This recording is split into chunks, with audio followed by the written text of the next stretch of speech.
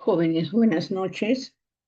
Hoy les voy a dictar la clase este semestre. Soy la doctora Nelly Sánchez Horman. Hoy vamos a hablar de anatomía y patología de la columna y el sistema osteoarticular, los métodos diagnósticos que utilizamos y cómo nosotros vamos a evaluar esos aparatos o sistemas. Quiero saber si me escuchan bien, por favor.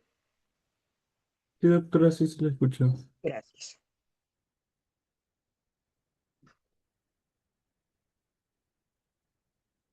En cuanto a los métodos diagnósticos que se cuentan en la actualidad para evaluar el sistema osteoarticular, tenemos siempre la radiografía simple y la radiografía contrastada, que cada vez se utiliza menos con el advenimiento de la resonancia magnética. La tomografía es un excelente método para evaluar el sistema osteoarticular, al igual que la resonancia magnética, más para la parte articular que la parte ósea. Para óseo es más tomografía. La ecografía para todo lo que es parte articular. La medicina nuclear en lo que se utiliza más en la tomografía por emisión de positrones, el PET-CT, que sirve para poder diagnosticar metástasis ósea. En la tomografía por fotón único, que generalmente se utiliza para ver función, esto no lo utilizamos mucho en lo que es osteoarticular. Y el intervencionismo para la toma de biopsias. Vamos a ver la radiografía. ¿Qué cosa es lo primero que ustedes deben de ver en una radiografía? No se olviden que en una radiografía siempre vamos a nosotros a tener en la parte de nuestro lenguaje va a tener que ser radiopaco. Entonces, a mayor densidad que tenga una estructura, más radiopaco, más blanco se va a ver. Entonces, acá estamos viendo en la radiografía lo que vamos a nosotros a poder visualizar aquí es la región de la epífisis. Este es el cartílago de crecimiento. Aquí tenemos la metáfisis, que es la zona donde se une el cartílago de crecimiento, une la epífisis con la diáfisis y la otra epífisis distal. Este hueso, los huesos generalmente, los huesos largos, tienen una cortical más gruesa a nivel de la diáfisis, como están viendo acá, más radiopaca, más gruesa que las epífisis. En la parte donde se articula, donde forma una articulación, tenemos aquí el cartílago articular, que generalmente este cartílago en la radiografía no lo vamos a ver, solamente vemos el espacio articular y si este está conservado, vamos a visualizarlo, si no, es invisible a los rayos X. En la epífisis, el espesor de la corteza mide entre 1 a 2 milímetros, delgadita. En cambio, aquí en la diáfisis es más gruesa, tiene 2 milímetros aproximadamente. Esto depende de cada paciente, de cada zona donde esté el hueso, de si es niño, si es adulto, pudiendo llegar ya en un adulto entre 4 a 5 milímetros. Este es de un niño, porque todavía tenemos aquí cartílago de crecimiento. En cuanto ahora a la parte normal, digamos, son 89 diapositivas, es bastante. Entonces, en cuanto a la parte anatómica, la parte normal de todo este segmento, vamos a hacerlo rapidito y más nos vamos a dedicar a la parte patológica. Esto es lo mismo que les he mencionado. Acá tenemos un metacarpiano, la epífisis proximal, la epífisis distal, la parte de la metáfisis, es el número 2. Acá tenemos la cortical, que hemos visto que mucho depende de la edad del paciente y depende del grosor. En un adulto es aproximadamente entre 4 a 5 milímetros. Y la otra, la metáfisis distal y la epífisis distal.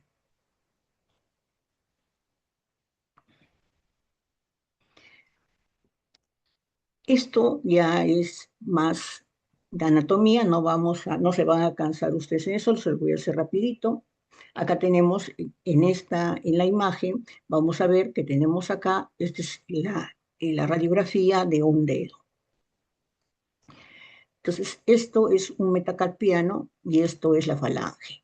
Y acá estamos viendo, es la epífisis, en epífisis la cortical es delgadita, en la diáfisis la cortical es más gruesa. Conforme va la epífisis, va acercándose a la diáfisis, se va haciendo más blanco, se va haciendo más denso esa zona.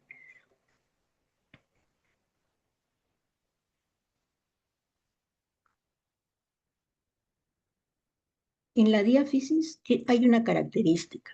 La diáfisis tiene la corteza, que es más radiopaca, y la región de la médula, que es más radiolúcida, es un poco más transparente. Tiene la importancia es que cuando nosotros tomamos una radiografía de un hueso, vamos a ver algo en un inicio debemos de visualizar siempre la parte más externa, la cortical. Si bien la región externa, esta de acá, lo que es el perigostio, que está en la parte más externa de la cortical, no se ve, es invisible a los rayos X. Esta cortical se altera cuando va a iniciarse alguna patología a nivel del hueso. Entonces, siempre deben ver ustedes en la diáfisis el borde de la corteza. Esto debe ser nítido completamente como trazado con un lápiz. La cortical perióstica lineal. Debe ser como un lápiz de punta con su regla, esa es la nitidez que debe verse.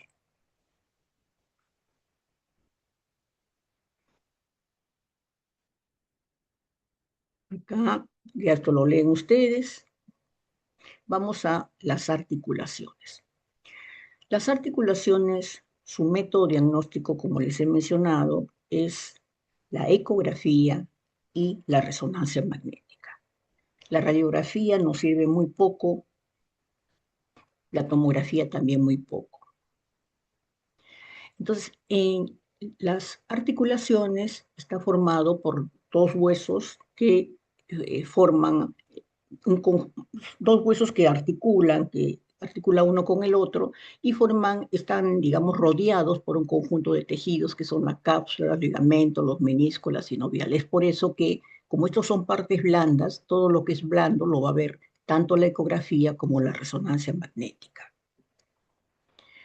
Ustedes saben mejor que yo cuáles son las clasificaciones por movimiento y por el tipo de unión que tienen las articulaciones, ¿no?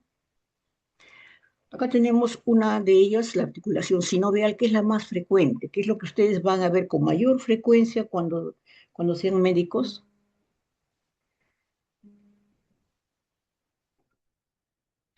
Es lo que más frecuentemente ustedes van a visualizar. Es la articulación sinovial. En esta diapositiva estamos viendo una resonancia magnética en T2. Como les dije, la resonancia magnética es excelente para evaluar la tomografía y tiene la ventaja que tiene potenciaciones. La resonancia magnética en T1 me sirve para poder evaluar la morfología y en T2 para ver las estructuras que son líquidas. Entonces acá estoy visualizando el líquido sinovial en esta articulación sinovial de la rodilla.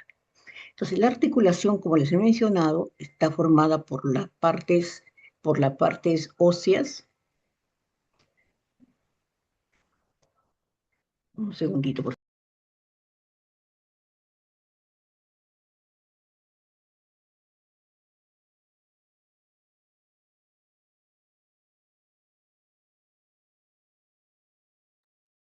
Está formado por la parte ósea y está formado aquí en esta zona el cartílago articular. El cartílago articular sí lo visualizamos en la resonancia magnética.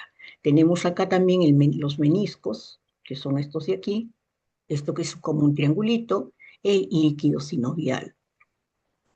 Esa es la anatomía en una resonancia magnética. Entonces, cuando yo veo una articulación, Lo ideal sería que yo tenga una resonancia magnética a la mano, pero cuando ustedes vayan a hacer su serum no la van a tener. Entonces van a tener una radiografía, en el mejor de los casos. Entonces, ¿qué cosa podemos evaluar con la radiografía? ¿Qué cosa vamos a tener que ver para poder dar algún diagnóstico? Entonces, cuando yo tenga una radiografía, que voy a poder ver signos indirectos de alguna patología, no directamente como estoy viéndolo con la resonancia o la ecografía, sino signos indirectos, voy a tener que evaluar, digamos, este tipo de estudio genérico. O sea, voy a tener siempre que evaluar esto. Que la radiografía se encuentre en varias incidencias. Generalmente las que toman son anterior y posterior. Tengo que ver las superficies articulares. Si estas superficies articulares están en las epífisis, son regulares, están erosionadas, presentan geodas, son más radiopacas. Ya vamos a ver, cuando el hueso se vuelve radiopaco, quiere decir que hay lesión en el hueso y hay formación de nuevo hueso. Debo ver el espacio articular. Si bien en la radiografía no voy a ver el cartílago articular, no voy a ver el líquido, pero el hecho de que yo vea el espacio que hay entre las dos superficies articulares, que este espacio sea simétrico, sea amplio, esto me va a indicar que el cartílago articular está normal, que los tejidos que sostienen las rodillas o la articulación están normales. También voy a poder ver debo ver la parte blanda que está alrededor de la articulación. En la parte blanda voy a tener la cápsula, las bursas, los ligamentos, el tejido graso, y eso, si está aumentado de volumen o hay una mayor radiopacidad dentro de esa parte blanda, quiere decir que alguna de estas estructuras está alterada, está con un proceso inflamatorio o hay líquido dentro de la articulación. Tengo de ver la textura ósea que está alrededor de los huesos que forman la articulación, porque en enfermedades articulares tipo la artritis reumatoidea, la osteoartrosis y todas las artritis, hay alteración a nivel de las trabéculas. O sea, yo debo de ver cómo está ese hueso. Está de una densidad normal, sus trabéculas se conservan, no se conservan, y la orientación de los ejes longitudinales de los huesos largos. Generalmente, cuando hay una alteración del eje de los huesos largos, sí o sí hay una alteración en la articulación. Entonces, en una radiografía, esto es lo que yo voy a ver. Esta es una radiografía en incidencia anteroposterior, donde voy a poder ver la integridad de la superficie articular, que es esta que están viendo. Lo veo muy nítida, muy bien. Voy a ver el tamaño del espacio articular, debe ser igual aquí que acá. Si este espacio está disminuido, quiere decir que este cartílago articular está más delgadito, hay lesión en este cartílago. Tengo que evaluar los ejes como estoy viendo acá, porque si el eje está alterado, un lado de la articulación va a pinzar el cartílago. Esta es la rodilla de un niño. Aquí todavía está acá el núcleo de crecimiento femoral y acá está el núcleo de crecimiento de la tibia. Por eso ven acá separado. Esta es la epífisis y esta es la diáfisis. Esta es la rótula, está en lateral. Entonces, en la articulación voy a poder ver también los tejidos, como les mencioné, los tejidos blandos. Miren, acá se ven los tejidos blandos.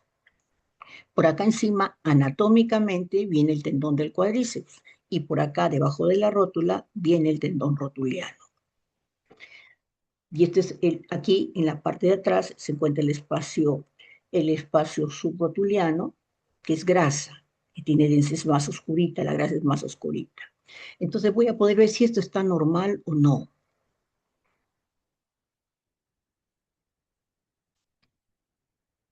Acá ya la articulación de un adulto, donde voy a visualizar lo menos, esta es la cadera del lado izquierdo, donde voy a visualizar lo mismo que ya les he mencionado anteriormente. No quiero cansarlos antes de llegar a la parte patológica. Ahora, la tomografía es un excelente método para evaluar la parte ósea, para complementar algún estudio donde haya patología ósea, sobre todo las fracturas. Para tumores y fracturas es excelente la tomografía. ¿Cuál es eh, digamos, ventaja que tiene? Que me permite hacer cortes comparativos. O sea, voy a ver la pelvis derecha, la pelvis izquierda, la fémur derecho, fémur izquierdo, poder comparar las estructuras, poder sustraer las estructuras que yo no quiero visualizar. Entonces, esto me evita la superposición de imágenes. Si una parte blanda se está superponiendo al hueso, lo logro sacar con la tomografía. Voy a poder ver claramente las corticales y las trabéculas. Lo que veía en la radiografía, acá también lo voy a ver visualizar bien, con mejor resolución. Y también me sirve más que la radiografía para visualizar los tejidos blandos. Ahora, cuando quiero evaluar vasos que irrigan alguna parte o una articulación, alguna zona ósea, puedo agregarle sustancia de contraste y voy a ver la perfusión de esa zona. En la tomografía puedo hacer cortes axiales, sagitales, coronales. Esta es una tomografía a nivel de la pelvis en un corte axial. Como si nosotros fuéramos un jamón y como la jamonada así cortan eso, son los cortes axiales. Entonces, este es un corte a nivel de la pelvis. Entonces, esto es la pelvis, todo esto de aquí, las cavidades acetabulares, y esto de acá son las cabezas femorales. Entonces, estamos comparando uno con el otro.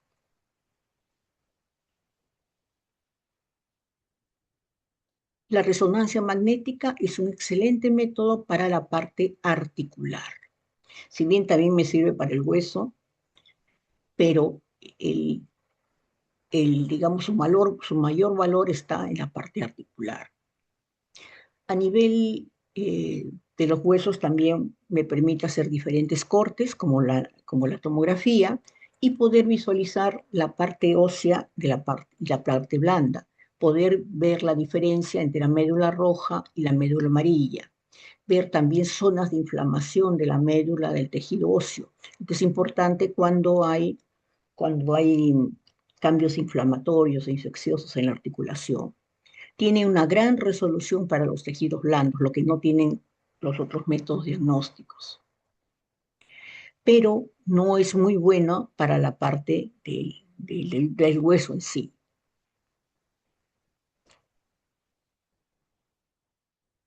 Acá estamos un corte en sagital de una rodilla, que me permite ver acá, esta rodilla está potenciada en T2, donde el líquido se ve de color blanco. Acá estoy viendo el líquido de color blanco. Este es el cóndilo femoral, la tibia y la rótula y el líquido articular.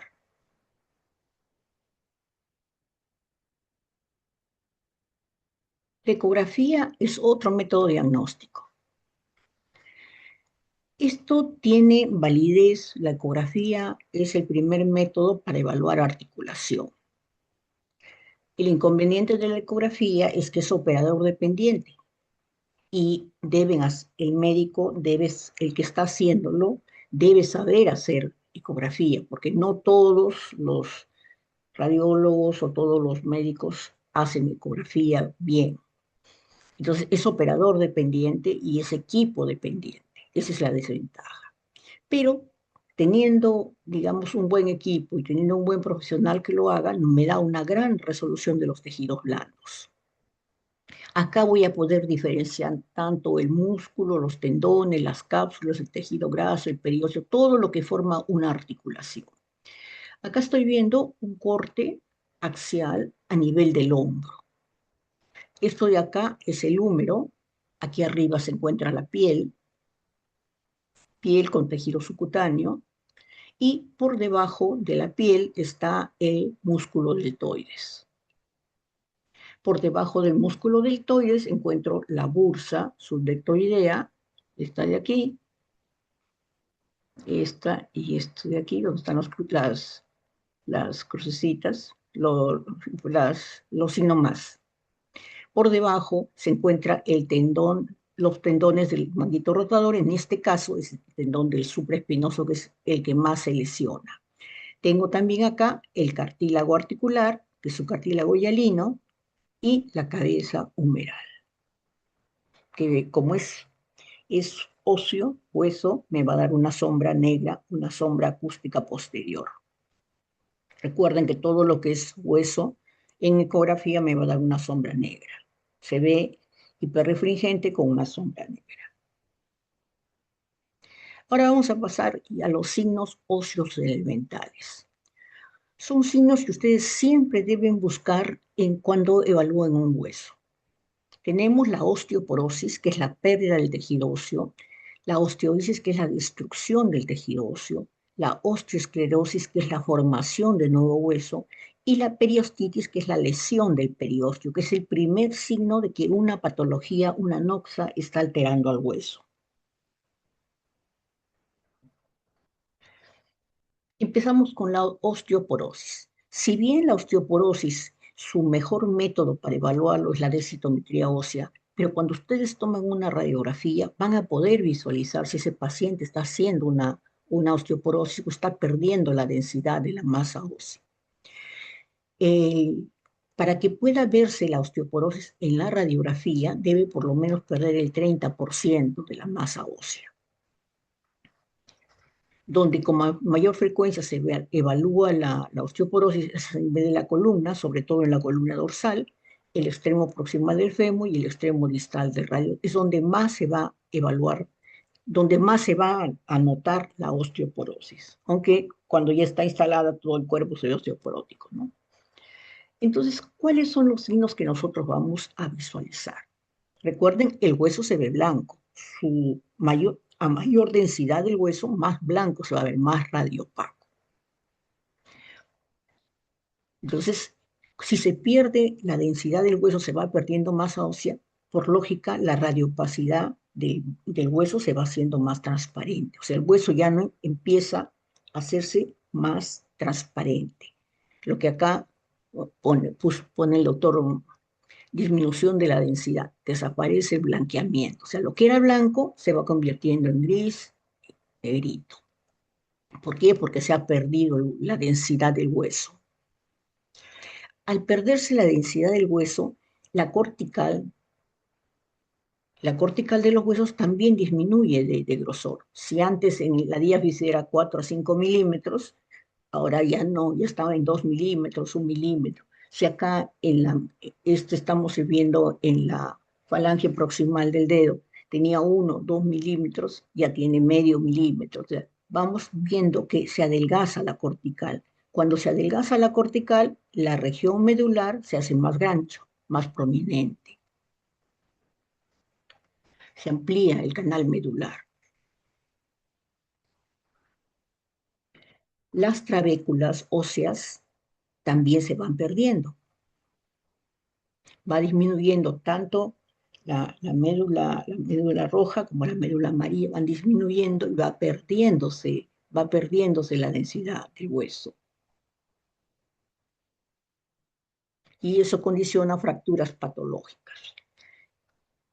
Este es un dedito que ha acompañado como 12 años, si no es un poco más, a las clases teóricas. Y siempre este dedito lo toman en los exámenes. Por eso se los digo ahí de premio, ¿no? Entonces, aquí, este es un dedito con osteoporosis. ¿Qué cosa estamos viendo en este dedo? Estamos viendo miren, ha disminuido la densidad del hueso. El hueso se está volviendo, pierde lo que está blanco y se vuelve más oscuro, pierde su blanqueamiento, ¿no? O sea, se va volviendo más oscuro por la pérdida de la masa ósea. La cortical se adelgaza, aumenta el canal medular. Las trabéculas también empiezan a desaparecer. Eso van a encontrar en cualquier hueso que tenga osteoporosis. En la columna tiene la característica de que en la columna la columna dorsal es una de las zonas donde primero afecta la osteoporosis. Cuando se hace osteoporosis es fácil que se haga fracturas patológicas. Entonces, en una fractura patológica, el cuerpo vertebral se hace más delgadito. se aplasta y se hace delgadito, formándose esto como cuñas. Y esas cuñas, miren acá, también está como una cuña, y esas cuñas, esa forma de cuña del cuerpo vertebral, o sea, más delgado adelante y más ancho atrás, hace que el paciente se encorve. Por eso cuando el paciente con osteoporosis tienen esa cifosis incrementada.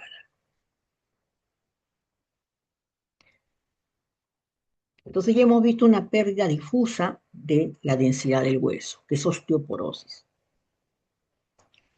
Generalmente más frecuente en personas, mujeres mayores de 40, ¿no?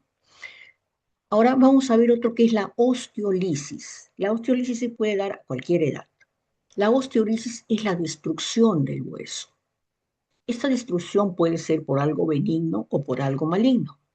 Entonces, dependiendo de la forma de esta destrucción, es que voy a poder yo ver, digamos, de las características de esta osteolisis, voy a poder ver si esto es benigno o es maligno.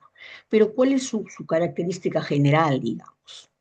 Esto es, vamos a ver, zonas radiolúcidas, o sea, zonas de destrucción del hueso, que pueden ser pequeñas, pueden ser una, pueden ser múltiples, dependiendo de qué tipo de lesión es. Si nosotros tenemos una zona de lisis con un borde esclerótico, un borde blanco, esclerosis significa formación de nuevo hueso, o sea, con un borde blanco alrededor que ha formado nuevo hueso, generalmente eso sucede en tumores benignos. Ahora, si estas zonas de osteolisis son irregulares, no se define muy bien su borde, generalmente son las metástasis, las crecen más rápido, son más malignos. Tenemos, como les digo, lo más frecuente son las metástasis, tumores óseos, mieloma múltiple. Acá un tumor benigno, el fibroma. Esta es una rodilla en la cual estoy viendo esta imagen lítica, o sea, de destrucción, pero con un borde blanco alrededor, que esa es la zona de esclerosis, es un borde esclerótico. Esclerosis se llama eso, formación de nuevo hueso.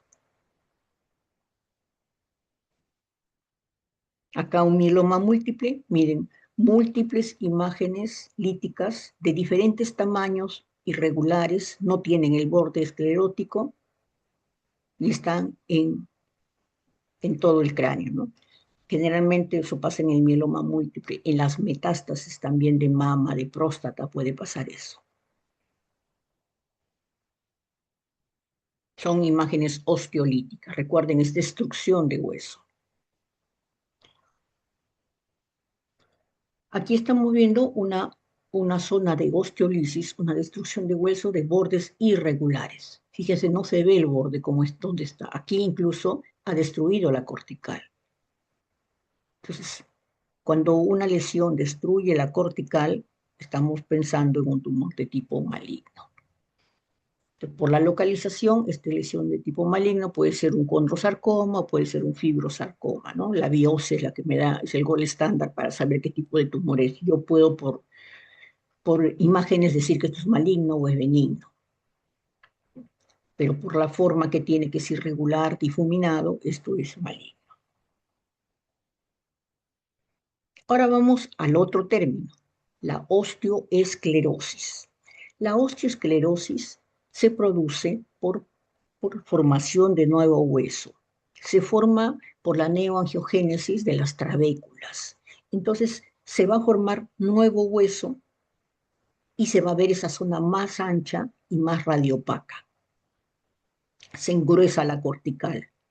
Es lo contrario focalizado de una zona de osteoporosis, no es lo contrario. Acá, en caso, por ejemplo, de fracturas, acá hay una fractura y se ha formado el callo óseo.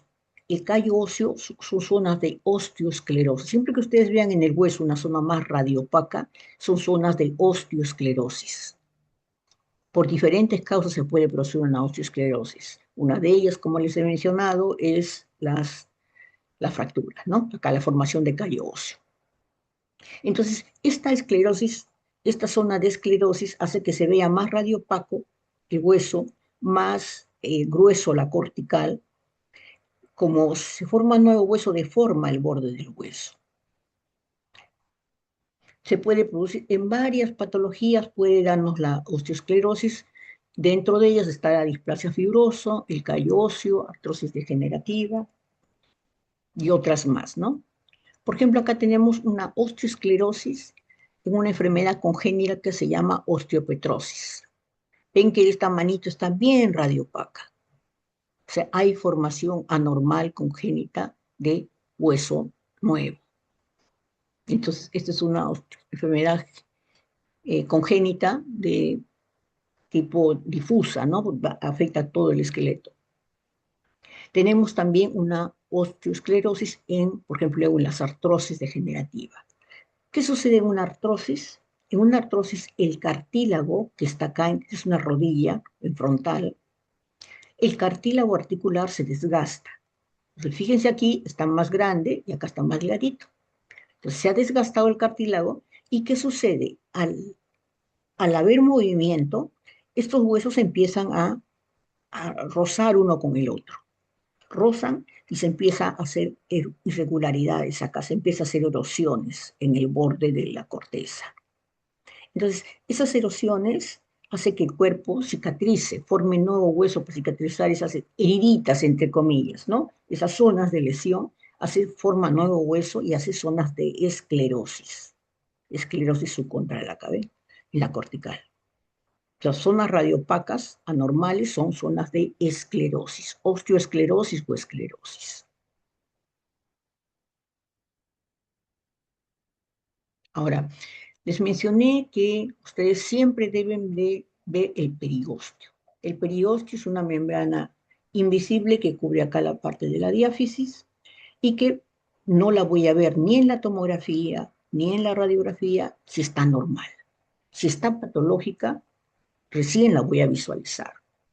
Entonces, ¿cuándo se vuelve patológica? Cuando algo le afecta al hueso, como son los tumores, las infecciones o algún traumatismo, el hueso hace que lo primero que reacciona es el periósteo haciéndose irregular. Es una vaina conjuntiva que, como les dije, no se ve, pero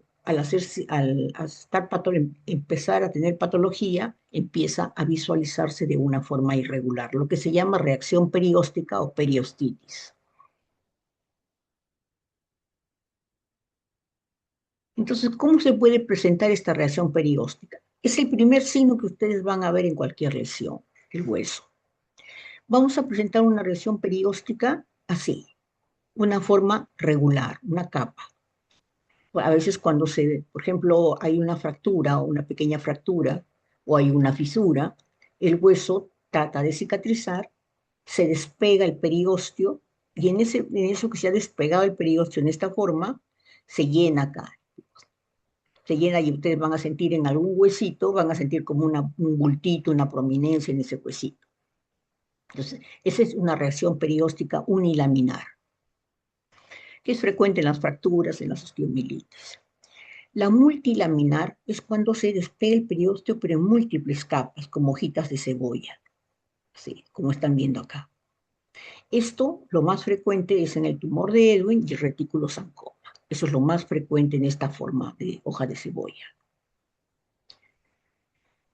Esta reacción perióstica también puede producirse por tumores. Y cuando se produce por tumores, lo primero que va a pasar es que el periósteo se va a despegar una laminita en esta forma. Se despega una laminita, una sola lámina, y queda como si fuera un espolón acá, con una astilla, vamos a poner así suelta, y adherir en una sola, pero despegada en la otra, ¿no? Así como están viendo acá, como un espolón. Y esto empieza a llenarse con material, tejido maligno. Es el primer signo, es la, es la reacción perióstica de un tumor maligno cuando recién está comenzando, un espolón subperióstico. A eso se le llama el triángulo de Cotman, este triangulito. Cuando ya se le deja avanzar, ya se transforma en esta reacción perióstica en espículas, mire, que es típico de los tumores malignos, sobre todo del osteosarcoma, le llaman en rayos de sol.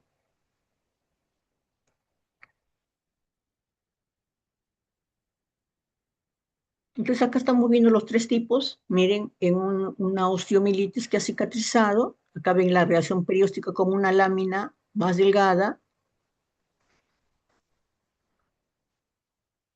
Miren, es como una laminita que se ha despegado del tejido. Esa es la reacción perióstica unilaminar.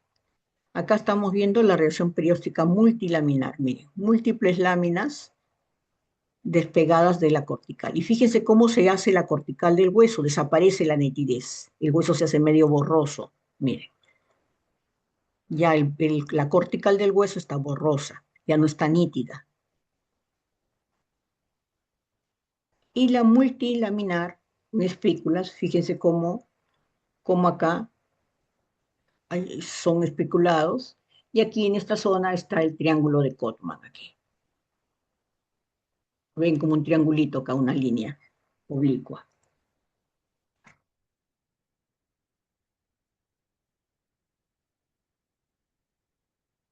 Este es un osteosarcoma, este es un sarcoma de Ewing, la capa de cebolla, y este es una osteomielitis.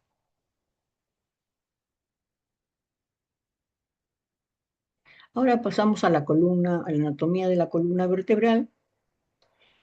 La, la columna vertebral, ustedes saben que tiene 33 vértebras, y anatómicamente tenemos el cuerpo, que está acá adelante. Esta es una vértebra de tipo lumbar, en una tomografía.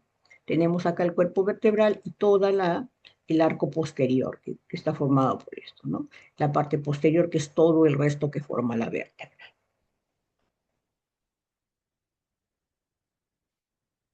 Cuando nosotros vemos una columna vertebral, debemos evaluar siempre la columna con radiografía en frontal y lateral. Ya saben que para columna siempre el primer método va a ser la radiografía.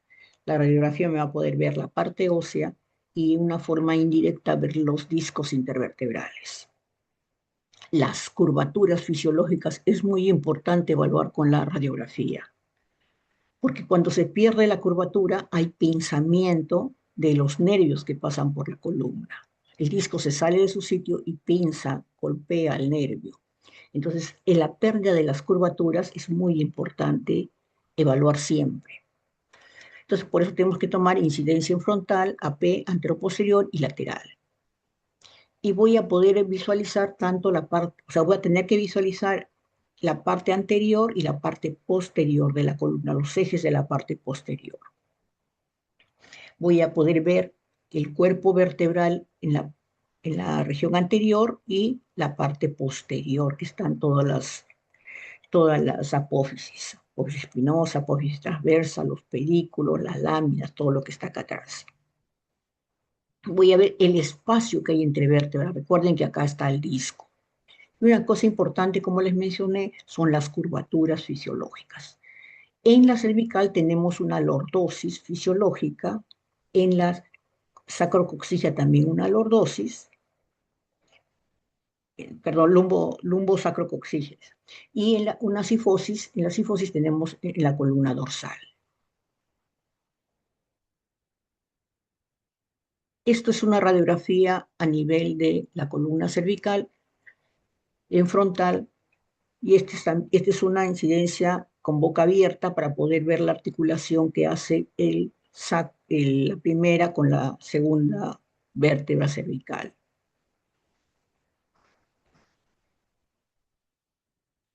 Aquí tenemos los cuerpos vertebrales, unos ojitos acá radiolúcidos que ven son los pedículos, y acá a los costados se encuentran las apófisis transversa y en el centro las apófisis espinosa. Estos de aquí. Aquí lo vemos mejor los pedículos, miren, aquí. Pues como anillitos, esos son los pedículos.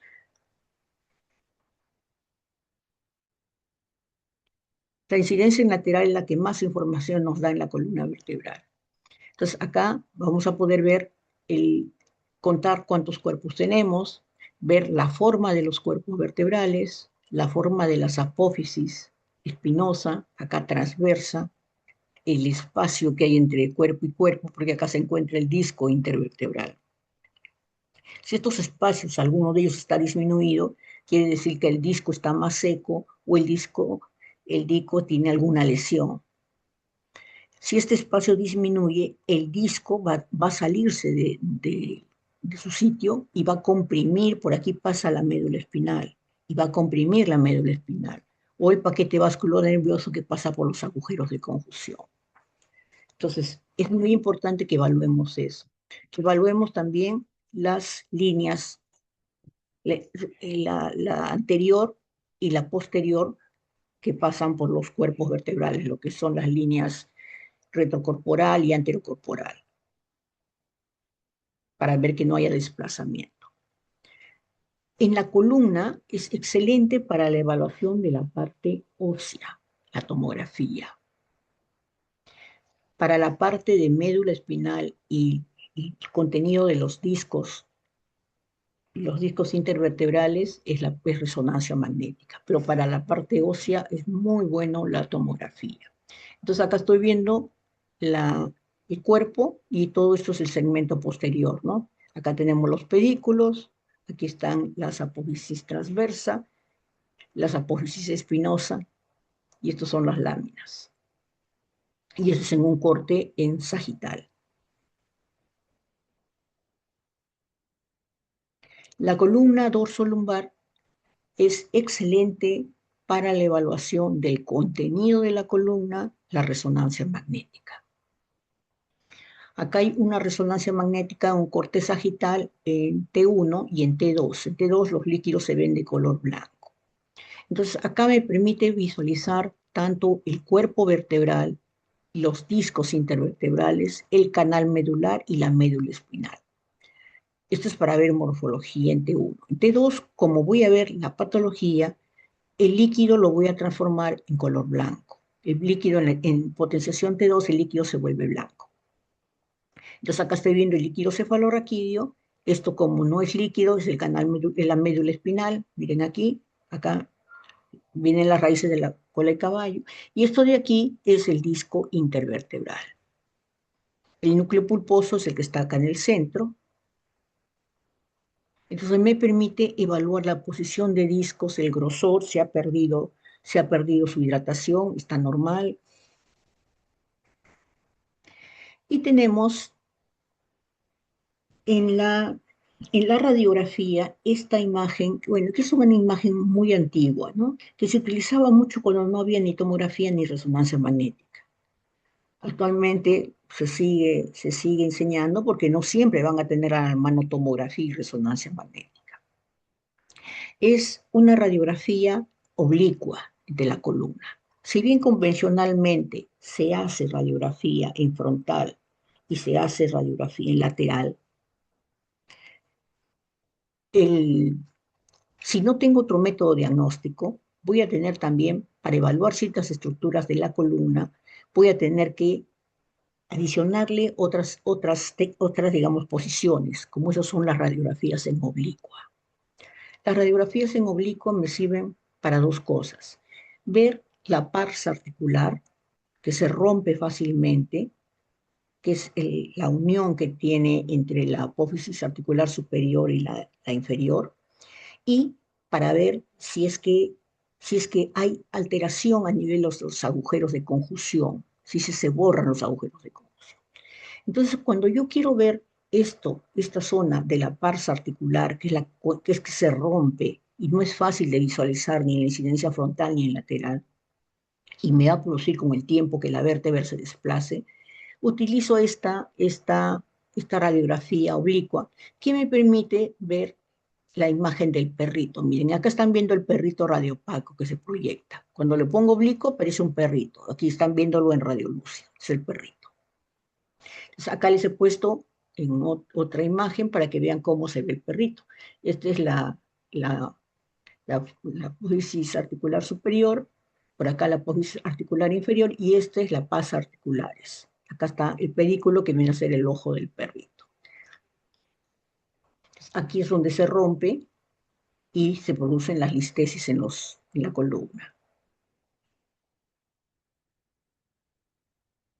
Eso simplemente lo tienen ahí como información porque es muy difícil que lo utilicen. Ahora sí vamos a ver la patología de la columna vertebral.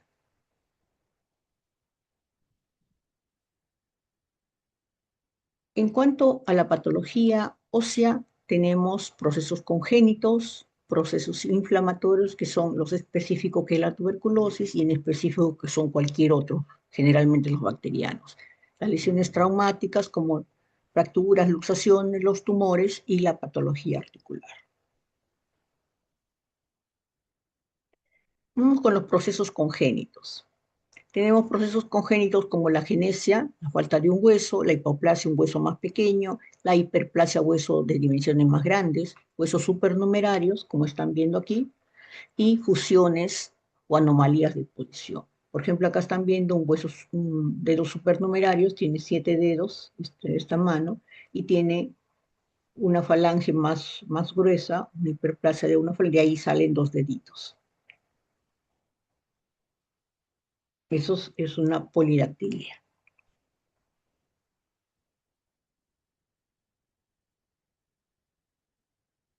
Otra de las patologías, pero ya de tipo infecciosa, que es muy frecuente a nivel de hueso, son las osteomielitis, producida por una bacteria que ingresa a parte blanda. Son pacientes que tienen antecedentes de haber tenido un absceso de parte blanda o tener una fractura expuesta con infección. Generalmente las fracturas expuestas son frecuentes se infecten. Entonces, ¿cómo vamos a ver en una osteomielitis? En la radiografía vamos a empezar a ver los signos de osteomielitis recién a los 15 días que está afectando al hueso. Entonces, ¿cómo lo vamos a ver? Lo primero que vamos a visualizar es una reacción del periósteo. Miren, el periósteo se vuelve irregular. Ya no es un periósteo, digamos, bien trazadito con un lápiz, sino ya se hace irregular. Se vuelve irregular como una reacción del periósteo unilaminar, una lámina más gruesa, irregular alrededor del hueso. Entonces, esto están viendo. Es el primer signo que van a encontrar. Posteriormente empieza a perderse la densidad de ese hueso, de esa zona de ahí. Se hace una osteoporosis en la zona donde está entrando la infección, osteoporosis focal. Y después empieza a haber zonas de erosión del hueso. La bacteria entra, hace la reacción perióstica, pierde la densidad del hueso, entra al hueso, lo erosiona y va destruyendo el hueso. Empieza a producir zonas de destrucción ósea, zonas de lisis.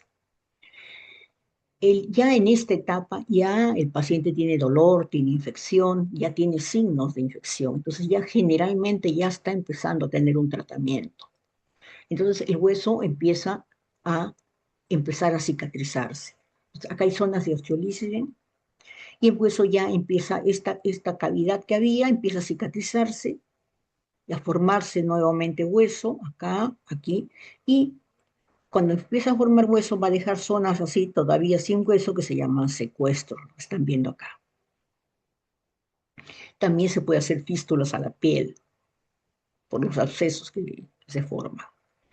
Entonces, digamos, la forma que se inicia uno. Primero entra al periósteo, después pierde la densidad del hueso focal, erosiona el hueso, hace una osteolisis, una destrucción del hueso, el hueso trata de cicatrizar, forma nuevo hueso, reconstruye el hueso, y la parte que se queda, digamos, encarcelada, y esa partecita que todavía no ha cicatrizado, esa zona se llama secuestro, es una radiolucidez por la destrucción del hueso. Entonces, así quedan ya, cuando ya el paciente ya está en proceso de cicatrización, quedan estas zonas, miren el hueso irregular, grueso, por la reacción del periósteo, y hay zonas de zonas de esclerosis, estas son las zonas de secuestro, y zonas de destrucción que son osteolisis. No se olviden que siempre, generalmente, tiene el antecedente de haber tenido una infección previa.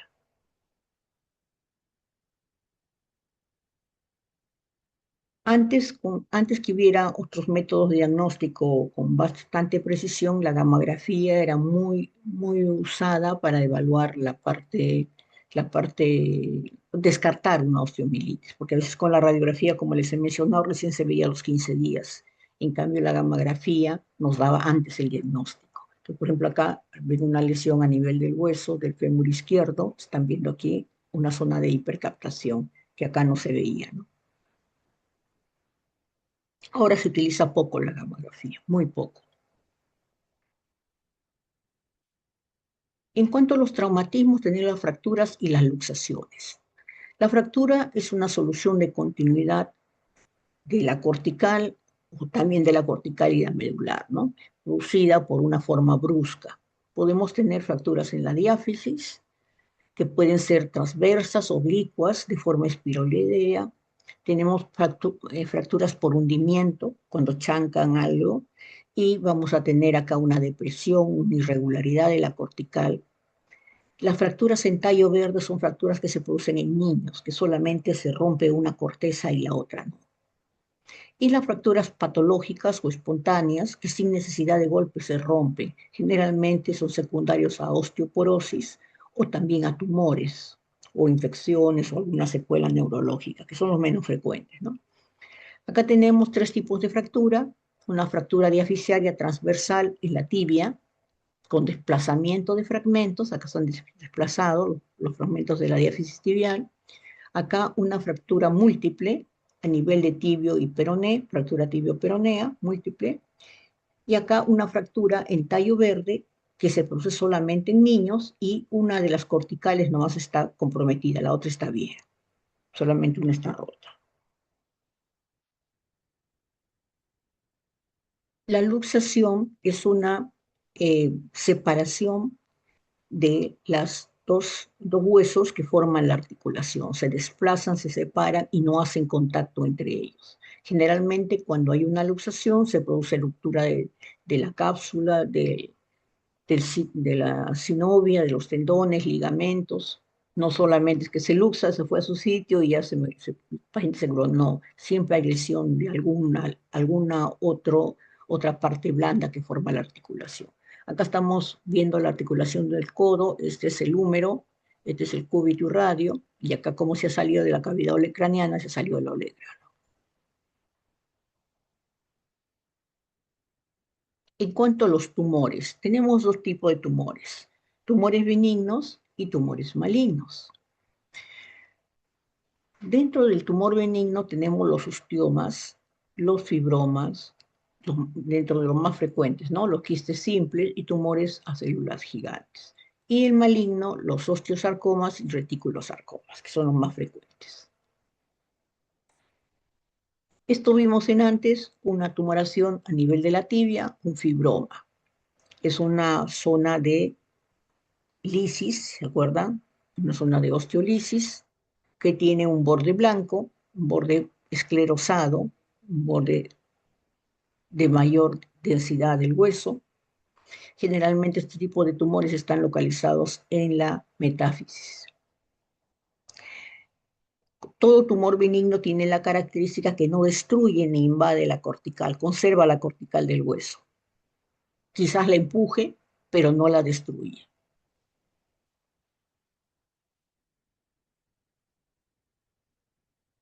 El tumor maligno, el más frecuente, el osteosarcoma, ¿qué cosa me produce? El osteosarcoma me produce, en un inicio, me va a producir el triángulo de Cotman, como les dije. Posteriormente me va a producir la reacción perigóstica en espículas, espiculada, en rayos de sol. Hace que haya una infiltración a tejidos blandos. Los tejidos blandos se infiltran, hay destrucción de tejido, hay zonas si bien el osteosarcoma, como su mismo nombre dice, osteo, es radiopaco porque es de tejido de hueso, es un tumor de la matriz ósea del hueso. Entonces me va a hacer radiopaco, pero hay destrucción de la cortical, hay destrucción del hueso. Hay zonas de osteolisis irregulares del hueso. Una, igual un osteosarcoma, miren aquí, la el hueso, la reacción del periósteo en forma de especulada, en rayos de sol, una reacción perióstica en espículas, y aquí el triángulo, aquí está el triángulo de Kottmann. Ha producido aquí osteolisis, destrucción del hueso, invasión a tejido blando. Esta es una rodilla en lateral, una radiografía de rodilla en lateral. El PET-CT es el examen ideal para poder evaluar neoplasias, sobre todo cuando no son detectadas por otro método diagnóstico. Recuerden, el PET-CT es la combinación de la gammagrafía con la tomografía. Entonces acá estamos viendo una gammagrafía en la cual vemos que este es a nivel de los dos fémures, están acá, este es el fémur derecho y el fémur izquierdo. Estamos viendo que el fémur derecho, recuerden que en imágenes siempre es el lado derecho y este es el lado izquierdo del paciente. En el fémur derecho, miren acá, se ven múltiples imágenes hipercaptadoras en el fémur. Esto es la gammagrafía, esto es la tomografía, donde veo múltiples imágenes hiperdensas a nivel del hueso. Y esta es la combinación de ambos. Recuerden que el PET-CT es la combinación de ambos y me da esto. Entonces, estas son imágenes hipermetabólicas que indican malignidad.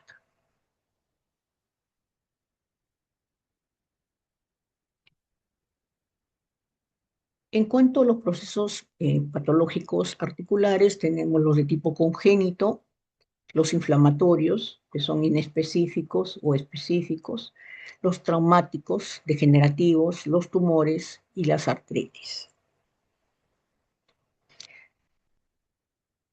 Acá tenemos un proceso congénito, la luxación congénita de cadera. El niñito nace con la cadera fuera de su sitio o, digamos, desplazada parcialmente. Entonces, cuando hay este problema o sospecha de displasia congénita de cadera, se utilizan dos métodos diagnósticos. Uno de ellos es la ecografía, que es el primer método que se utiliza, porque es el más inocuo, es el que se utiliza precozmente en los primeros meses de nacido, pero no siempre se va a poder ver, porque no todo el mundo domina o sabe hacer bien la ecografía de cadera. Entonces, se puede utilizar este otro método, que es la radiografía de cadera, con esta placa en von Rosen, que es con una incidencia en von Rosen, para poder evaluar la luxación congénita o la displasia congénita de cadera. Entonces, acá tenemos una radiografía de una pelvis de un niño, donde se va a hacer ciertas medidas que me van a determinar si acá hay luxación o no. Entonces, una de las medidas es el ángulo acetabular. ¿Cómo hago? Trazo una línea por debajo de los acetábulos, miren por aquí, que cruce los dos, y trazo otra línea que baje aquí por la parte superior de la cavidad acetabular hacia abajo, y esta línea debe pasar por la mitad del fémur. Miren, viene de acá y debe pasar por la mitad del fémur. Esto es lo normal. El fémur está acá y baja la línea y no está por la mitad del fémur.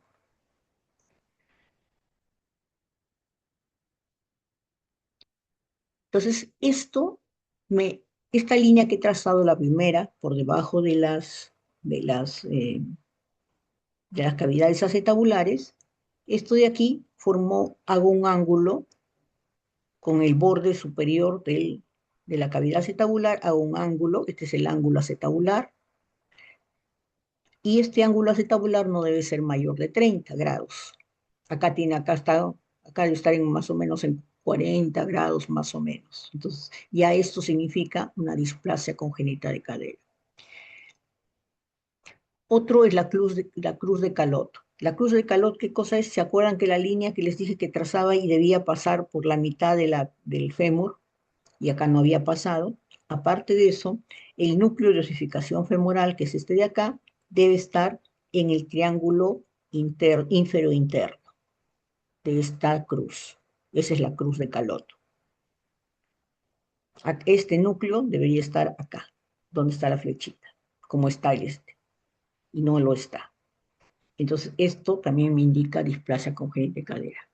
Y estas líneas que pasan por los agujeros obturadores deben ser simétricas uno del otro. Y acá hay simetría. Cuando hay displasia, generalmente estas líneas no hay simetría, ¿no? Acá miren, acá se ve que son simétricas, llega aquí la línea de Shenton, y aquí, sin embargo, no va con esta digamos, concavidad que hay aquí a nivel femoral. No llega. Esa es la línea de Shenton. Entonces, esto es lo que les dice. ¿Cuáles son los signos de luxación? Viene a ser un ángulo mayor de 30 grados. La cabeza femoral debe estar localizada en el cuadrante supero, acá está equivocado, es el cuadrante superinterno de la cruz de Calotes, no es externo, es interno acá. O sea, lo normal es interno, acá dice externo, bueno, ya ese es patológico, ¿no? Si está en el externo es patológico. Y la línea de Shenton se interrumpe en el borde externo de la rama iliopubiana por elevación y desviación lateral de la porción cervical.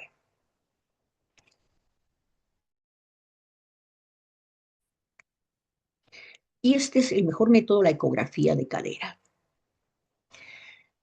Esta es la ecografía de cadera para poder ver una luxación.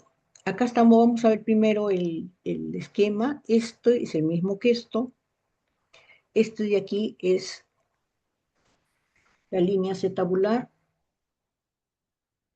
Y acá está la cabeza del núcleo, el núcleo de la cabeza femoral, es este de aquí. Entonces, esto es el acetábulo que debe cubrir por lo menos el 50% de esta, mínimo el 50% de este núcleo de osificación de la cabeza femoral. Entonces, cuando esto está salido y solamente cubre menos del 50%, esto ya es patológico. Aparte de eso, también hay ángulos que se deben medir, que también hay ciertos valores, los cuales me indican si hay displasia y qué grado de displasia tiene.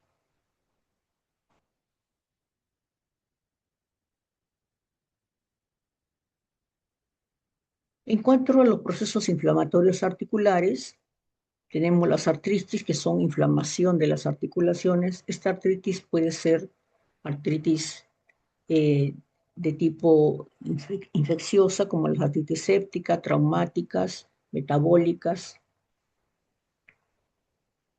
y la artritis reumatoidea. Vamos a ver la artritis reumatoidea, que es una de las principales procesos inflamatorios a nivel articular degenerativos. No, disculpen, no es degenerativo, es autoinmune. Es la artritis reumatoidea, es una enfermedad que se produce en pacientes jóvenes y cuando ataca las manos tiene la característica de que esto ataca las articulaciones metacarpofalángicas y huesos del carpo. Eso es donde hay la mayor, digamos, destrucción, los mayores cambios hay en esas zonas. Es una enfermedad que se distribuye de una forma simétrica. Si me duele la mano, una mano, la otra también está igual. O sea, si me duele un hombro, el otro también está igual. O sea, son dos rodillas, dos hombros, dos manos, en los dos por igual. O sea, es una distribución simétrica del dolor, de las alteraciones. Entonces, cuando afecta a las manos, ¿qué es lo que primero que me va a dar?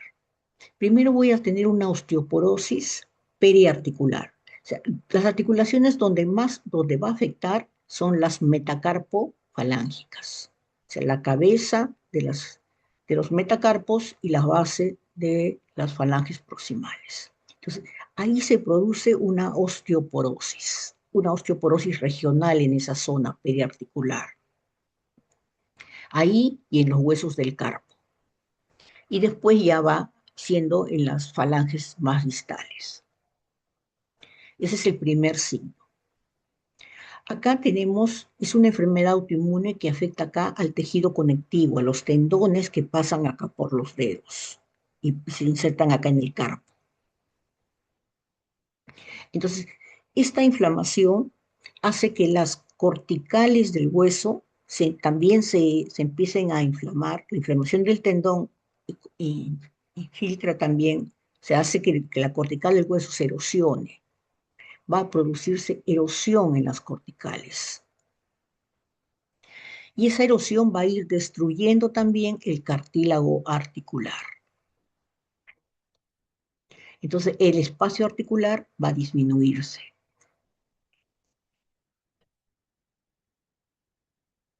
Empieza a producirse ya disminución de los espacios. Y hay ya el tejido blando empieza a aumentar de volumen. Cuando hay mayor grado, miren aquí, cómo va a ver, miren, fíjense acá, cómo hay destrucción fíjense la destrucción que produce a nivel de la cortical. Destruye la cortical, destruye el cartílago articular,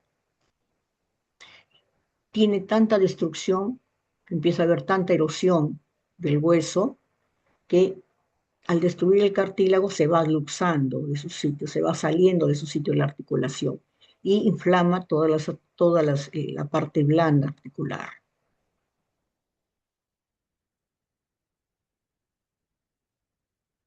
Entonces acá estamos viendo el edema de la parte blanda, las erosiones, las subluxaciones y la destrucción, ¿no? Tanto de la cápsula, ligamentos, todo. Acá solamente estamos viendo el aumento de volumen de las partes blandas. Ya no se ve tampoco, no se diferencia muy claro. La artritis séptica es una artritis por infección. Entonces, ¿qué es lo que voy a ver yo en la radiografía? Porque lo primero que van a tomar cuando haya un problema de tipo doloroso es una radiografía. Entonces, como afecta la articulación, la infección, lo primero que va a haber es un aumento de tamaño del espacio articular. Recuerden que el espacio articular es lo que vamos a ver en la radiografía. ¿Y esto por qué aumenta el tamaño? Porque eso se inflama y también hay por contenido purulento intraarticular. Entonces se van separando los huesos. Los tejidos blandos que rodean la articulación también se inflaman, se hacen más anchos en esa zona. Siempre que hay una inflamación, como hemos visto en la artritis reumatoidea, hay destrucción del cartílago, hay destrucción del hueso, se va destruyendo el hueso, desaparece el espacio articular y hay también pérdida de la densidad de hueso, osteoporosis. Recuerden que siempre hay antecedente de un proceso infeccioso, o sea, hay calor, rubor, toda la triada de la inflamación, ¿no? Entonces, acá estamos viendo una artritis séptica del dedo del pie, de uno de los dedos del pie, donde vemos acá, miren, el espacio articular está aumentado, hay erosión de los bordes de la cortical, se erosiona el cartílago, se erosiona también el borde de la otra cortical y hay eh, incremento de la parte blanda. En este caso también aquí ya está afectando más, ya no solamente la articulación, sino el hueso, y está formando también una osteomielitis. Acá está formándose una periostitis unilaminar.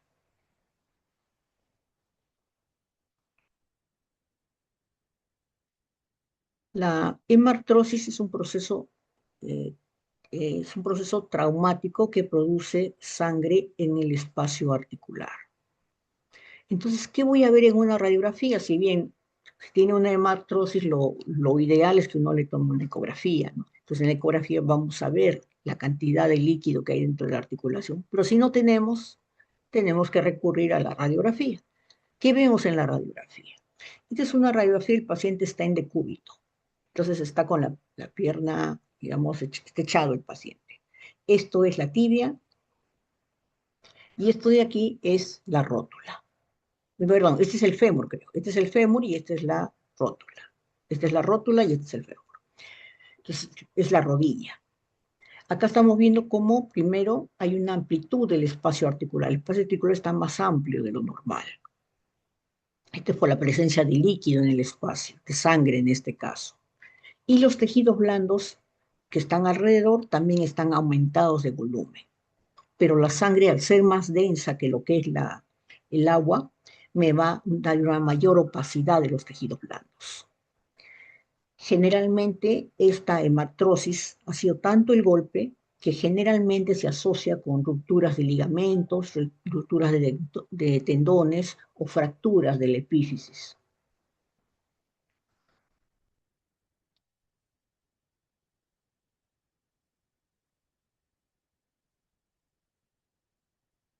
Ya falta poco, chicos.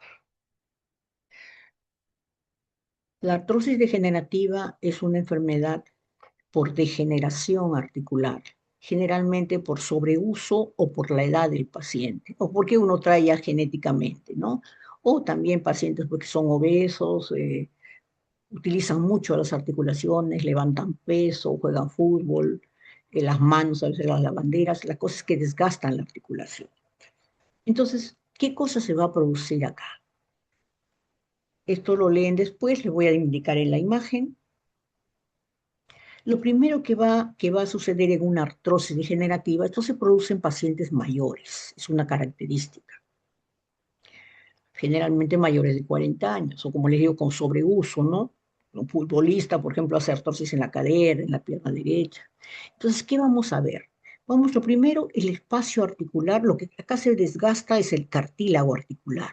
El cartílago se hace más delgadito, entonces el espacio articular, el cartílago se desgasta y al desgastarse el cartílago, el espacio articular se hace más chiquito. Hay un pinzamiento del espacio articular. El espacio articular prácticamente desaparece.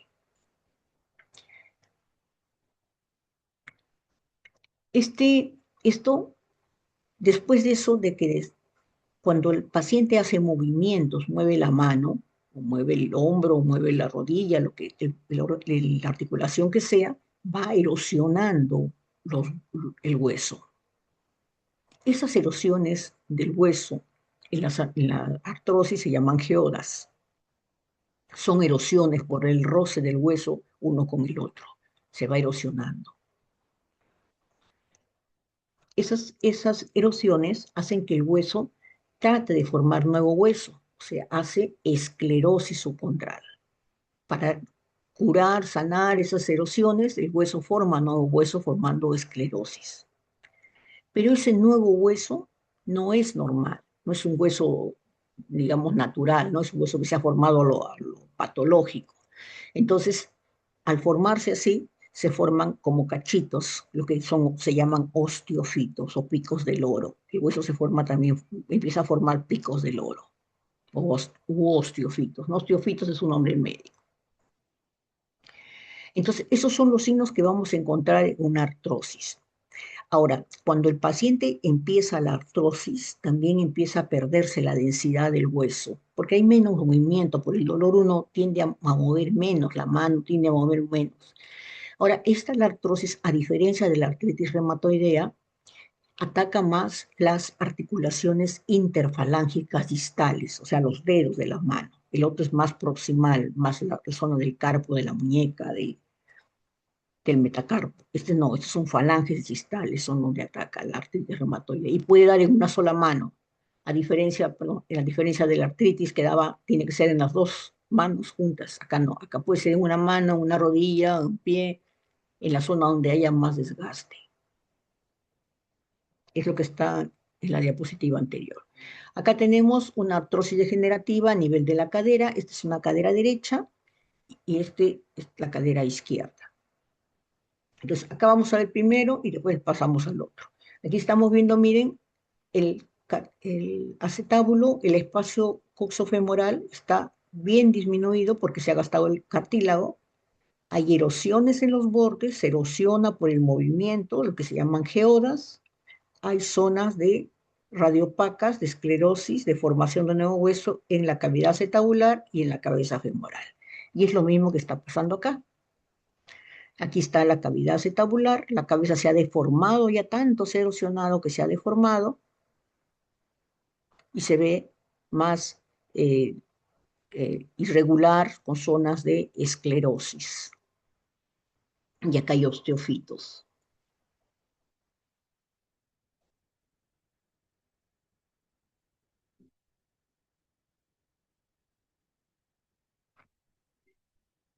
En cuanto a la patología de la columna vertebral, tenemos procesos congénitos, alteraciones de posición, lesiones traumáticas, procesos degenerativos, infecciones, alteraciones de los discos y los tumores benignos y malignos.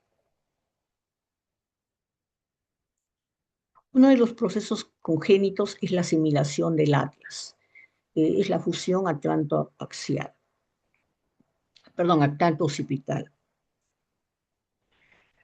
Entonces, el atlas se halla en el agujero occipital, o sea, se halla arriba, y la hipófisis basilar es corta, no se visualiza el espacio occipito-atlantoideo y disminución de los diámetros del agujero magno. Entonces, esa es una malformación en la cual hay una asimilación del atlas. En cuanto a las alteraciones de posición, que es lo más frecuente que ustedes van a ver, son las escoliosis, que pueden ser de tipo idiopática o secundaria, donde hay un incremento también, donde podemos encontrar también un incremento de la cifosis en la columna dorsal, una hiperlordosis en la columna cervical o lumbar. La escoliosis es la alteración del eje anteroposterior. Esto se evalúa en una placa anteroposterior. Es una tomografía con reconstrucción tridimensional de la columna. Entonces, se altera el eje de la columna, el eje lateral, el eje en la radiografía anteroposterior, y vamos a tener por un lado una concavidad y por el otro lado una convexidad. Generalmente se le denomina por el lado de la convexidad, pero le puedes llamar por el lado de la concavidad, no hay problema, la cosa es que te entiendan. Entonces vamos a hablar por el lado de la convexidad. Por ejemplo, acá hay una escoliosis dorsal de convexidad derecha y de concavidad izquierda a nivel lumbar. Entonces, generalmente, cuando hay en la columna dorsal, cuando hay una escoliosis, en la columna lumbar hay una escoliosis compensatoria que es lo contrario, ¿no? Lo contrario a la que hay en la dorsal para poder compensar y que el paciente no se caiga, no tenga dificultades al movimiento. Entonces, esto condiciona que los cuerpos vertebrales, como no están correctamente alineados, rocen un lado con el otro. Y ese rozamiento va a producir una artrosis o bien en el mismo cuerpo o bien en las articulaciones intraapofisiarias.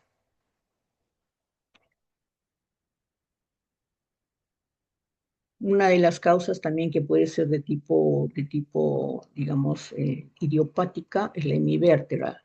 La hemivértebra, que es una media vértebra, es una malformación que puede condicionar congénitamente una escoliosis. Pero también te podemos tener simplemente de causa idiopática. Ahora, al haber, al haber acá esta alteración del espacio articular, aparte que hay erosión en los platillos vertebrales, aparte de eso, también hay erosión en los discos, lo que se llama una disartrosis.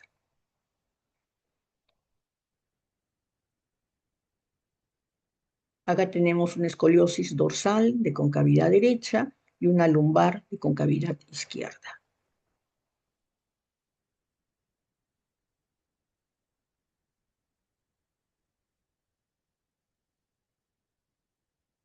La espondilolistesis es el desplazamiento de una de las vértebras, ya sea hacia adelante o hacia atrás. Esto se produce porque hay una ruptura del ligamento longitudinal posterior. Se rompe el ligamento. ¿Y por qué se rompe?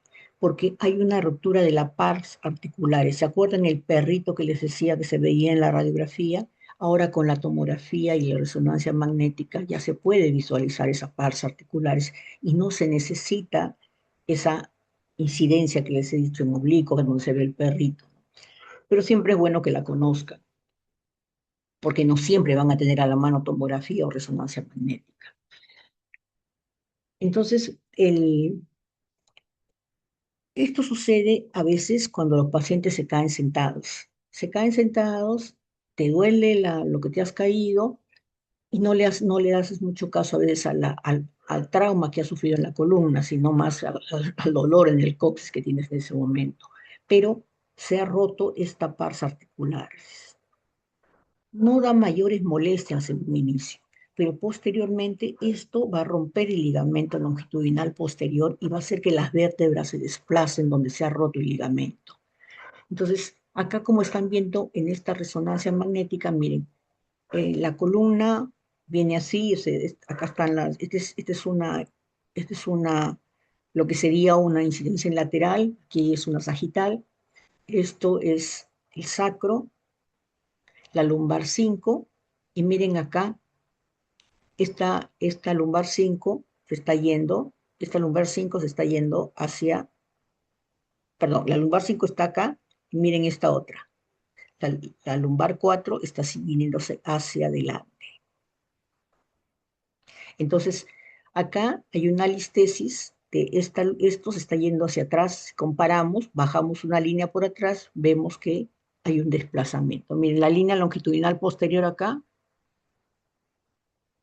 y acá se ve que hay un desplazamiento, y acá está la ruptura.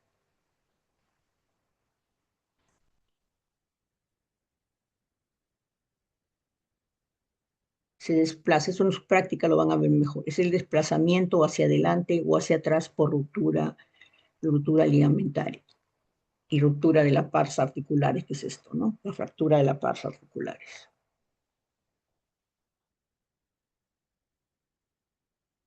Las lesiones traumáticas de la columna son de diferentes mecanismos: axial, hiperflexión, hiperextensión.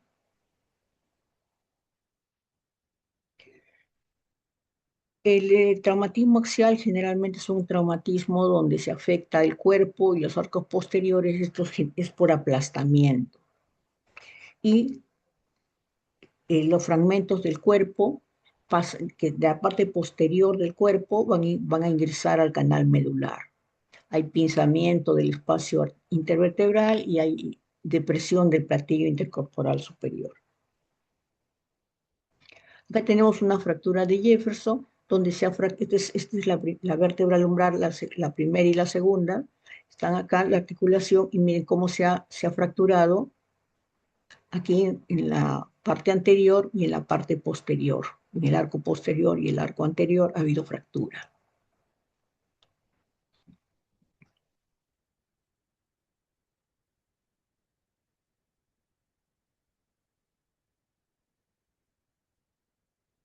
Tenemos los artrosis degenerativa de la columna lumbar, los procesos degenerativos.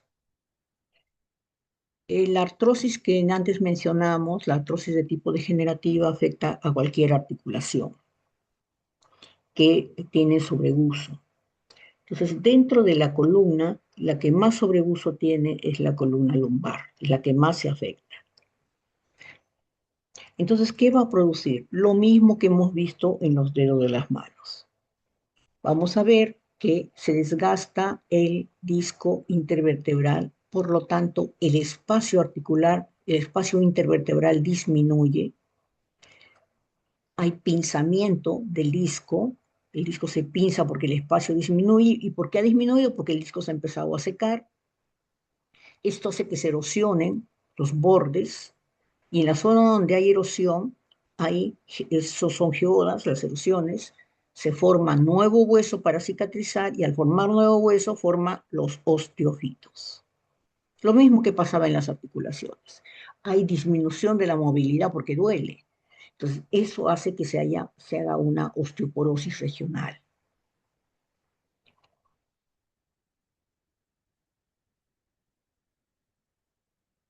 Acá también estamos viendo una otra espondiloartrosis en una radiografía, donde ven aquí, miren el espacio articular, es una radiografía cervical en lateral.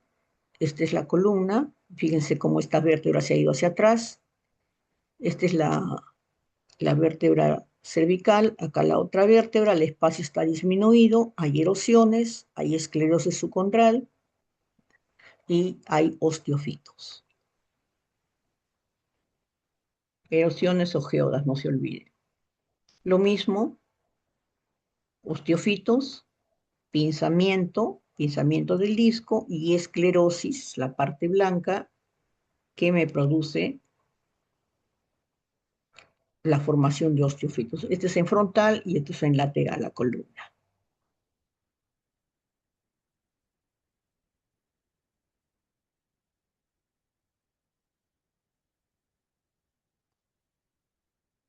Los discos intervertebrales se van alterando con la edad o con el sobrepeso o con el sobreuso, por ejemplo, jóvenes que levantan pesos parados o que cargan peso también por trabajo, o obesos también, o obesos puede hacer que la columna se desgaste, el disco se desgaste antes de tiempo. Entonces se produce lo que se llama una discoartrosis, una enfermedad degenerativa del hueso propio de la edad, en donde, perdón, degenerativa del disco propio de la edad, donde el disco, miren, es un paciente de 40, pongamos que este es de 20, 40, 60 y 80 años. Entonces, fíjense cómo el disco intervertebral en 20 años está hidratado, bonito y se va secando. Llegando a 80 años prácticamente ya no hay disco y los cuerpos vertebrales miren cómo se han deformado. Están completamente deformados con osteofitos. Estos de acá son los osteofitos chiquitos que ven aquí. Y no hay espacio intervertebral. Generalmente esto es más frecuente a nivel de la columna lumbar, en la lumbar 5 y S1, en la primera sacra, y en la columna cervical en C5 y C6. Es lo más frecuente que se produce porque el peso está ahí. Cuando hay cuando hay disminución del disco, que el disco se va a ir secando, ¿qué sucede? O cuando se ha cargado mucho peso, ¿qué sucede? El disco se va a ir secando o el disco, al disminuirse el espacio, el disco se va a protruir hacia afuera, se va a salir. Puede salirse hacia adelante, puede salirse a los costados o puede salirse hacia atrás. Cuando se va hacia adelante o a los costados, generalmente no produce molestias, generalmente. Cuando se va hacia atrás, sí, se hernia y se protruye hacia atrás y se puede romper. Aquí el disco tiene un cartílago fibroso y en centro tiene un núcleo, el núcleo pulposo, que es más la parte fibrosa contiene una parte gelatinosa que es el núcleo pulposo. Entonces, a veces se rompe esta parte fibrosa y se sale el núcleo pulposo se protruye hacia el canal raquídeo y comprime la médula espinal. Entonces, esa producción que se ve en la radiografía en lateral o se ve en la resonancia magnética, como están viendo acá en corte sagital, entonces eso es una hernia del núcleo pulposo, miren aquí.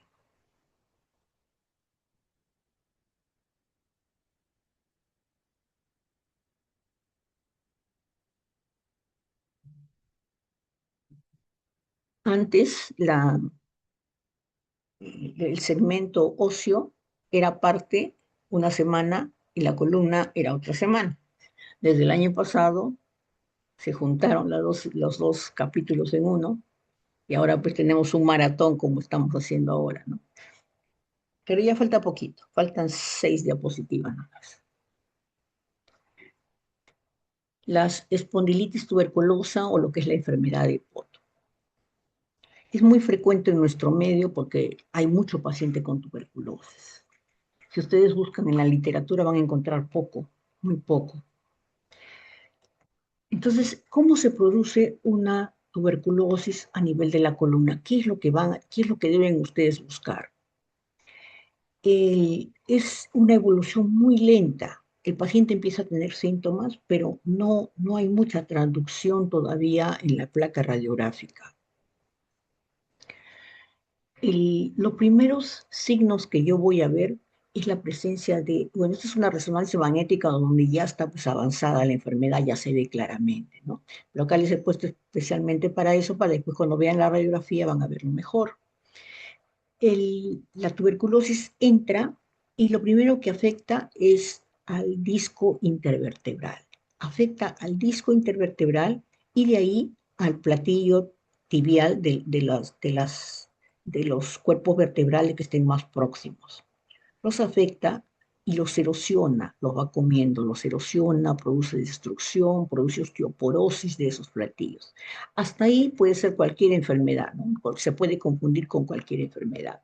Me produce, como destruye el disco, produce esas erosiones, las erosiones que se llaman geodas también. Hay erosiones subpondrales, hay erosiones de la corteza del disco. Hasta ahí, como les digo, se puede confundir con cualquier enfermedad y se confunde así con cualquier enfermedad.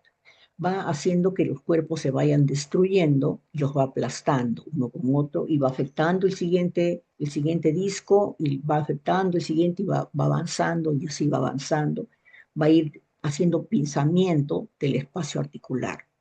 Va destruyendo y el cuerpo se va haciendo como una cuña, el cuerpo vertebral.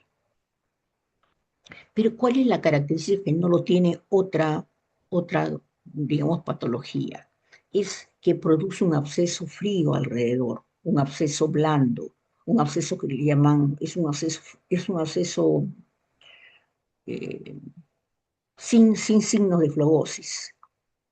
Entonces, este absceso me va a dar una densidad de parte blanda alrededor de la lesión, que lo que no tienen otras enfermedades. Entonces, esta densidad es líquida, es un líquido denso, es como si fuera un yogur así. Esa es la densidad del absceso, que absceso no es un absceso frío, ¿no?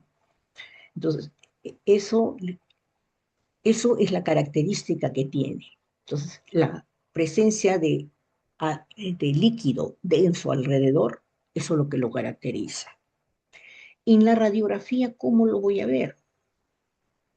La radiografía voy a ver así, como les digo, las erosiones de los cuerpos, después posteriormente se van juntando, va haciéndose destrucción de esto y va cicatrizando nuevo hueso, formándose como bloques uno.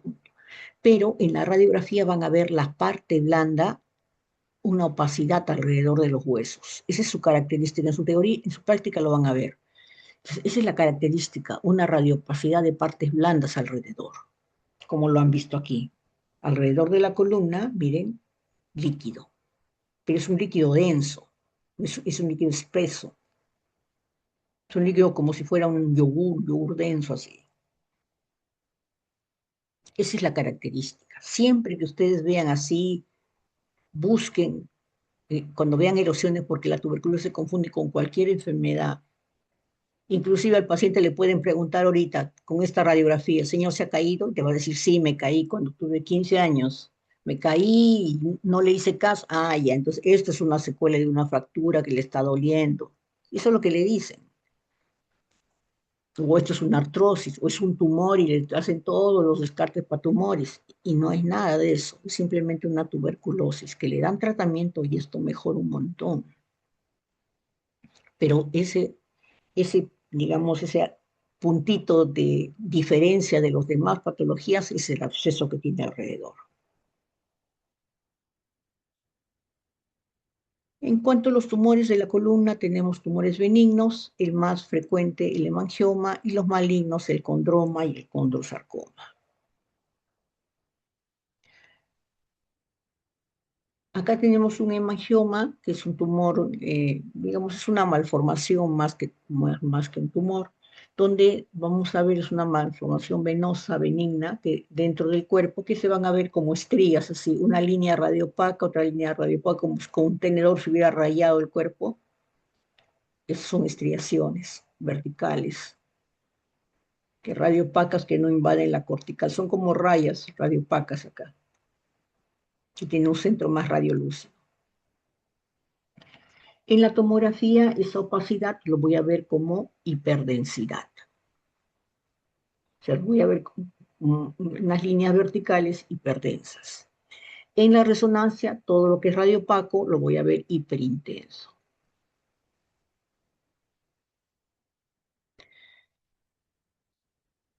Y tenemos, por último, las metástasis. Las metástasis son tumores secundarios que pueden ser en dos tipos. Pueden ser blásticas con formación de nuevo hueso o pueden ser líticas con destrucción de hueso. Por ejemplo, el cáncer de próstata produce líticas y blásticas. El mieloma múltiple son solamente líticas. El cáncer de mama también líticas y blásticas. Entonces, produce nuevo hueso alterado o destrucción del nuevo hueso.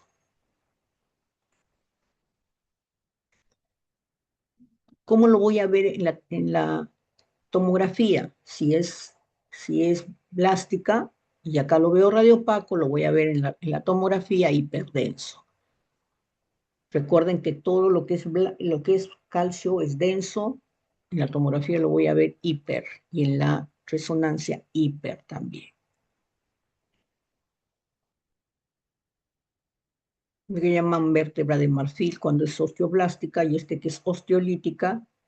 Generalmente cuando son osteolíticas en la columna destruyen los pedículos. Estos ojitos son los pedículos de la vértebra.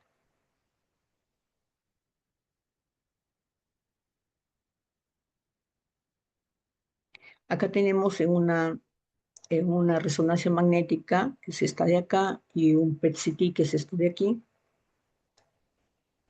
donde vemos en la resonancia magnética, acá esta metástasis aquí blástica, y acá en la columna también en T8, otra metástasis de tipo blástica, unas lesiones hiperintensas, inclusive acá ya está comprometiendo la médula. En este PET-CT, que es mezcla de suma de gammagrafía más tomografía y me da el PET-CT que está acá abajo. En la gammagrafía veo acá esta región hipercaptadora, en la vértebra, miren aquí, en la tomografía, y en el PET-CT veo esta zona hipercaptación, con hipercaptación hipermetabólica, ¿no? En la vértebra, que me está indicando la metástasis.